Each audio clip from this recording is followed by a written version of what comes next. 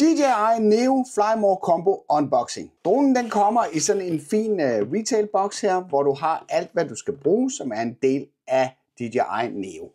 Lad os åbne den og så se hvad der er inde i. En kasse med tilbehør, en fjernbetjening, nogle manualer, selve DJI Neo og 2 ekstra propeller. Lad os åbne tilbehørskassen og se, hvad der er i den. Der er en ladehop med 2 ekstra batterier. Der er en skruetrækker til at skifte propellerne. Der er et kabel, som gør, at du kan køre med iOS på fjernbetjeningen. Og der er et USB-kabel, som du kan bruge enten til at lade fjernbetjeningen eller oplade stationen til batterierne. En ting, du skal være sikker på, det er, at der er en forseglingslabel på toppen af kassen, som ikke er brudt. På den måde så sikrer du, at produktet er nyt. Lad os starte med at tage et nærmere kig på selve dronen DJI Neo. Neo er super let og vejer kun 135 gram.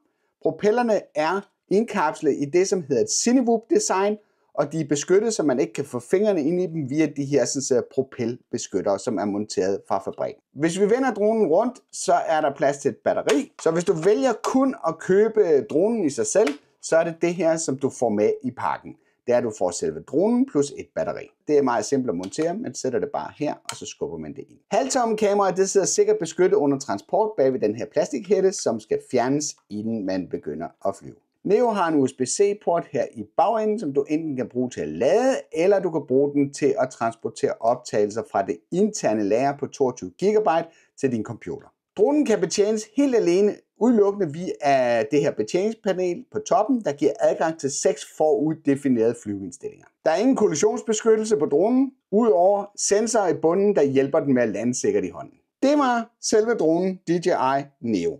Så lad os se på batteriladestationen. Det er en ladestation, som vi har set før, hvor man bare tager batteriet og plopper det i på den her måde. Så er der her i enden mulighed for at montere et USB-C-kabel, som du så skal sætte til den lader, som ikke er inkluderet i kittet. Hvis du vil tjekke ladestatus på batterierne, så trykker man bare en enkelt gang på knappen her på siden, og så kan man se status for hver enkelt batteri, som er monteret i ladehoppen. Med den her ladehop, der kan du lade alle 3 batterier på samme tid. Der medfølger et sæt ekstra propeller til dronen, og som man kan se på pakken her, så har de forskellige farver, og det er fordi de er diagonalt monteret på dronen. Så skal man være sikker på, at man monterer den rigtige propel på den rigtige position på dronen ved hjælp af den tilhørende skruetrækker. Du kan øge rækkevidden af Neo ved at bruge den her tilhørende RCN3 fjernbetjening. Det er en traditionel fjernbetjening, som har en antenne indbygget her. Den har en ledning, som gør, at man kan tage sin telefon, og så kan man sætte den på toppen her og tilslutte den her i siden. På den måde så har man et setup, som gør, at man kan flyve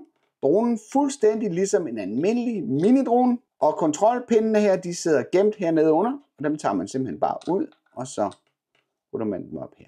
Og i det her tilfælde, der vil brugerinterfacet være fuldstændig det samme, som det er for andre DJI-droner, der bruger DJI Fly-appen. Ønsker du ikke at bruge en Android-telefon, så er det muligt at bruge en iPhone med det medfølgende Lightning-kabel. Det medfølgende obligatoriske dokumentation, der er en Quick Start Guide, der er Safety Guidelines, der er nogle Japan Flight Safety Rules, der er noget omkring dronereglerne i Europa under EASA, der er en Accessory Use Guide, der er nogle klistermærker, og så er der Quick Access kort til nogle af DJI services. Så det her, det er hvad du får med i Fly More Comboen.